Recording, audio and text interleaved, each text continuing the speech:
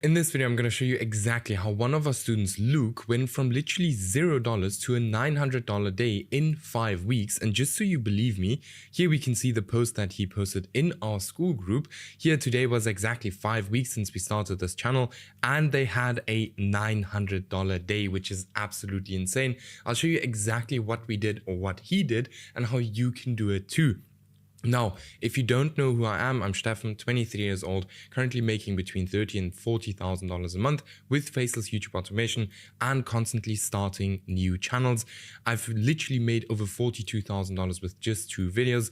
I've scaled the channel from $0 to $48,000 a month in only 30 days, which is absolutely insane. And we've helped hundreds of other people do the exact same thing. For example, your Martins, we've helped to go to $31,000 a month. Then here, just as an example, here student first $1,000 a month, here student $4,000 a month, here one, just as an example, $12,000 and many, many more. If you're looking for the same results, check out the first link in the video description, and then we'll book a call and we'll see if I can help you get to that exact same level. Now, with that being said, I would say let's get started with step 1, which is choosing your niche. Now, for choosing your niche, we have specific criteria to actually make sure that the channel actually even has potential to work and to be able to go viral. So the first thing we always look at is there are under 5 smaller channels creating content in this niche that are constantly getting more views than they have subscribers. This means there is high demand and low supply, which is one of the most important things when it comes to YouTube automation. Then there are no channels with over 100,000 subscribers. There are no smaller channels failing. The niche is not older than 6 months. I can create better content than my competitors, and I am actually interested in this niche. Now, this is not a must as long as you build a team that actually has interest in that niche. The niche is monetizable, otherwise you are not going to make any money. Then a huge bonus if we can actually post long videos in that niche. Why? Because then we can place more ads and we'll make more money. All right. So this is kind of the criteria we're always looking at when we are choosing a niche. Now, very important, this does not need to be 1,000% when you're choosing niche or with all of the niches you find. Why? Because it's pretty difficult to find a niche that kind of takes all of these boxes.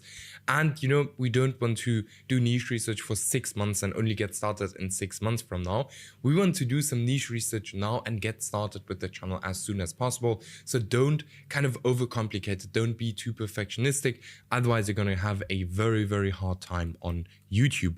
Now, tools I would recommend for niche research is, firstly, Next Level. It's like 13 euros a month. I'll show you in a second how that works. And then VidIQ, like the free plan, is enough. Now, the way we do niche research is we use a dummy account. All right. This is also the exact same way how Luke did niche research.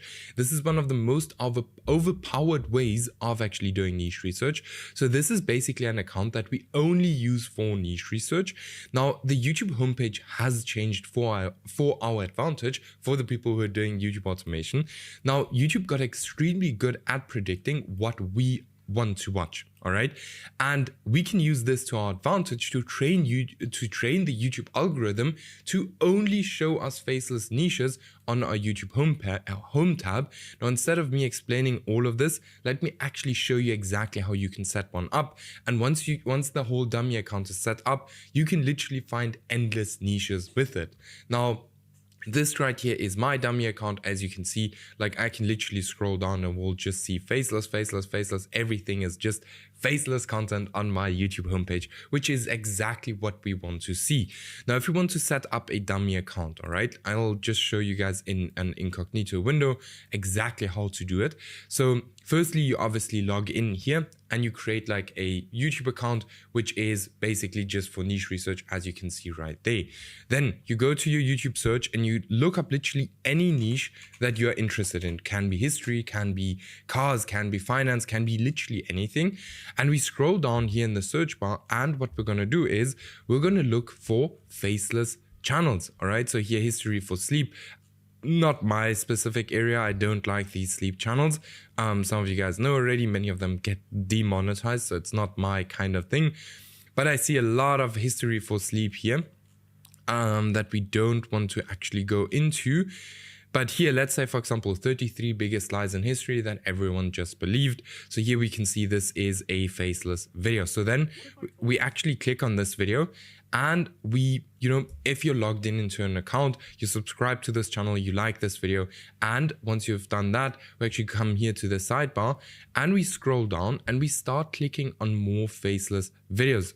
Let's have a look what we can find. So let's say, for example, here, this one, 65, okay, it's okay. Let's click on this one. So here we have a smaller channel, so 6,000 subscribers, 30,000 views, and let's have a look, 64 videos, already quite a bit of videos, but this is how quickly we can again find smaller channels that are doing very, very well. So let's hear Dumb History, just as an example, 17,000 subscribers, 200,000 views. So this is already a way how we can do niche research. So here, and doing quite well, 61 videos, 1.7 million views, not bad. But once we've done this for a while, we can actually go to our YouTube homepage. And as you see on the YouTube homepage, that we now only see faceless videos on our YouTube homepage. And the more you do this, the better your YouTube homepage is going to get.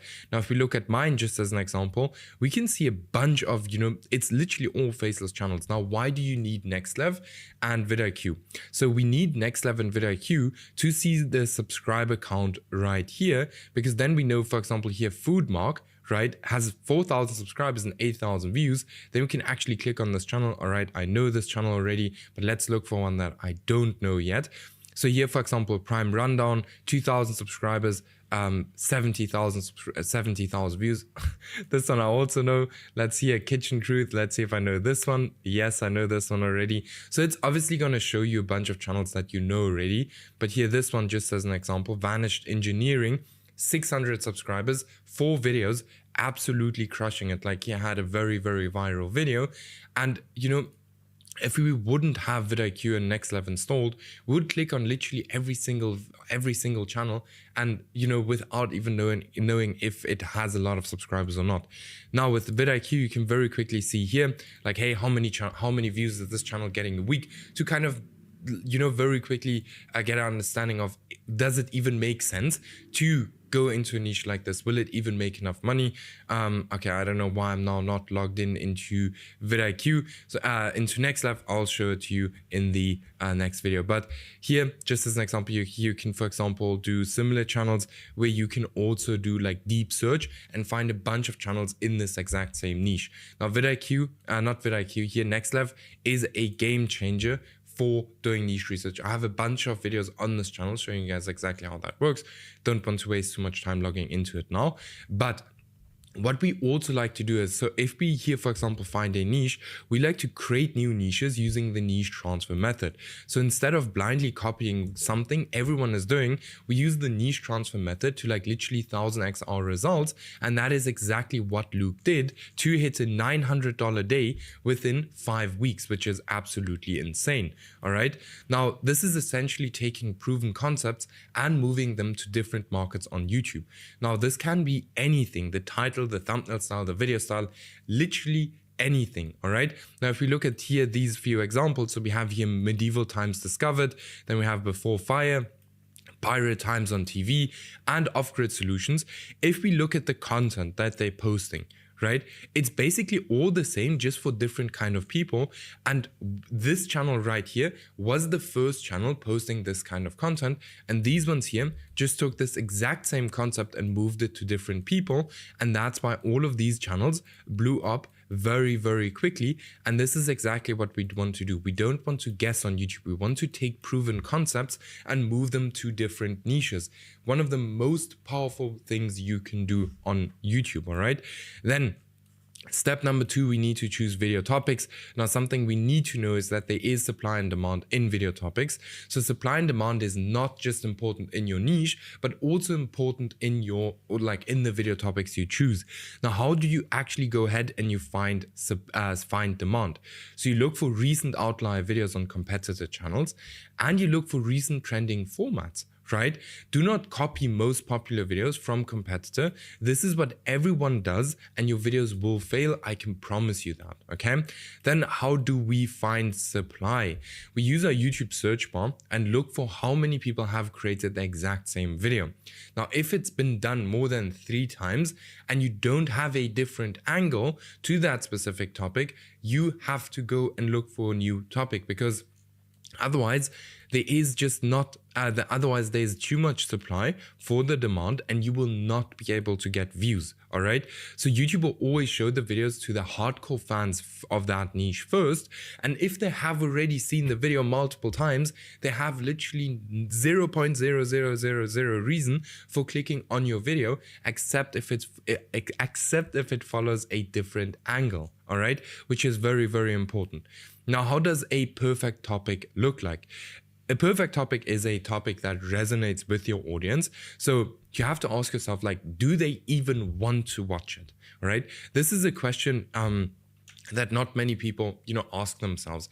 And this is actually something that, many people don't even think about. I had like a call yesterday with someone. He said, for example, yes, I know my thumbnails are bad and I wouldn't even click on it. Now, if you think like that, what makes you think that someone else will not click on your thumbnails? Just as an example, right? So you have to ask yourself, like, hey, would they even want to watch it? Then some topics sound interesting but are super boring. So make sure your topic is not boring. Then your topic has to be posted on time if it's a trend. So if we're looking, for example, into the celebrity drama kind of stuff, we don't want to post a video about something that happened in January only in June, right? It's not gonna work. Then repeat what does well in the past. This is one of the most powerful ways of actually, like looking or choosing video topics if you double down on what has already worked very well. So we have, for example, a student, Andre, where we literally just doubled down on what worked, and he went from, making almost like $500 a month to $30,000 a month within 4 months. All right, I'll create a video on that in a bit, but that is absolutely insane. So double down on what works. It's one of the most underrated things you can do on YouTube. So if you have a topic that works, do another one on that exact same topic. Then leverage negativity. Humans respond better to negative things. So if you can create videos on negative things, always going to work very, very well. Now, step number 3, actually creating the content. Now, you have 3 options for approaching content creation. So you can either do it yourself, you can do the hybrid method, or you can fully outsource it. Now for Luke, just as an example, we use the hybrid method, and I'll show you guys exactly what everything looks like. So firstly, we have do it yourself. So the advantages of that is basically you have no costs, 100% profit, new skills, or you learn new skills and you have full control over how your videos look. Then we have the disadvantages. This is not very scalable. It is extremely time consuming, and learning takes time. And without you, there's no money, right? Because without you, you can't post any videos. Then we have the hybrid method, which many people that work with me actually start out with, but this is awesome. So the advantages of it is it's extremely low cost. You do what you enjoy. You have more control. And the disadvantages, it's partially scalable, time consuming, some capital required. Without you, there's still no income. Yes, then we have fully outsourced. This is something we usually move to once the channel starts making some money. But the advantages of that is it's not time consuming at all, extremely scalable, still over 80% profit margin, time freedom, experience. You will work with experienced freelancers. So for example, if you work with us, you actually get our freelancers, to help you kind of move through this whole process as fast as possible. Then without you, there's still income, right? Because the freelancers can still create the video. The only disadvantage for this is it requires some capital. So these are the kind of ways, how you can go about content creation. We have here, for example, Isabel, she does everything herself. Then we have other students who do the hybrid method and then fully outsource. Every one of them works. The most important thing is just obviously getting the video on YouTube, right? Now, once we have a video, we actually go into our niche testing framework. I follow this exact process with every single niche I get into to avoid spending money on videos that will never work. Now, this here is going to save you thousands and thousands and thousands of dollars over the long run because you won't waste money on channels that will never work, all right? And this is something we implement for every single student of ours. So, as I've said, if you're interested in working closer with me, check out the first link in the video description, book a completely free call with me, and we'll have a look how I can help you scale up. So the first thing we obviously do is niche research. Then we choose a account to kind of get started with. So either a new account, personal account, aged account, or a pre-monetized account. All of them are good. So new accounts are good, personal is good, age is good, pre-monetized I wouldn't start out with as a complete beginner. Then we go ahead and we actually at this current time, I would choose 15 videos. So not 5 to 10, but 15 videos. YouTube takes a little bit longer to push out videos. Then what we do is, like, we need to choose here 15 video topics. Again, make sure that your topics are actually good. Otherwise, this whole process is not going to work. Okay. Now, what we do then is we go ahead and we write the script with ChatGPT, Claude, anything, Google Gemini, anything. Then for the voiceover, we use 11 Labs. We can also use Gen AI Pro, which is kind of a very cheap version of 11 Labs. So as you can see here, like 1 million credits for $22. This is perfect for testing new niches. Then for the editor, we use a freelancer. Now, usually our freelancers are around about $15 per video, which is pretty cheap. And then thumbnail designer, either a freelancer for like $5 or something, or you do it yourself. Now, I would recommend you guys to actually put in some money to hire a freelancer for a thumbnail designer because you actually want good thumbnails, right? Then for the video length, we always try to do 1.5 times longer than our competitor videos.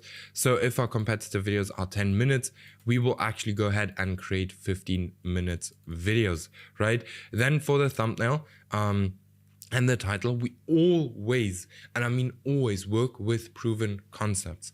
Always, all right? We don't, think about thumbnail styles. We always work with proven concepts because with that, we can be more sure that something will work than if we pull something from anywhere, okay, just like out of our thoughts. Then what we do then is we go into the posting phase where we will post videos. So we'll post, skip, post, skip, post, post, skip, post. Now you don't have to follow this exact same sequence, but what we like to do is to be inconsistent these days. We do see that this works way better on YouTube currently if you are a bit inconsistent. Now, very important is that every single video has something different in the packaging, in the video idea, something different. Again, because YouTube takes a little bit longer. So we want to have every single video a little bit different. Now, once we post, we'll see one of two things, all right? So either, the channel will actually go up and blow up, then we will actually continue posting, okay, after 15 videos. If the channel, starts to get views, then we actually post. And I'll create more videos about this in the next few days.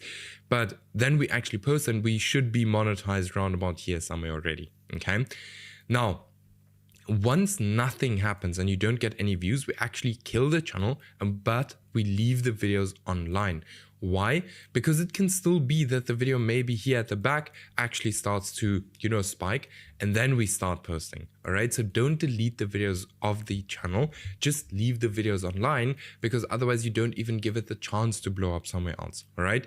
Now, the reasons why a channel might fail is maybe because of your niche. It might be your video topics. It might be your packaging, your video length, or it might be a bad channel. Now, for a bad channel, you will see that you will literally get 0 impressions. All right. Now, in case of a channel failing, always go back and try to understand exactly why and what happened. Why is this specific channel failing?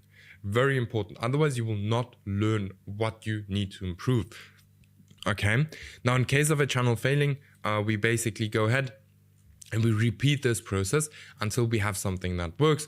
And this is kind of the best way to, scale up channels, exactly like Luke did. And he's obviously not the only one. I'll create more videos like this. Let me know in the video description. With that being said, I hope you guys learned something and I'll see you guys in the next video.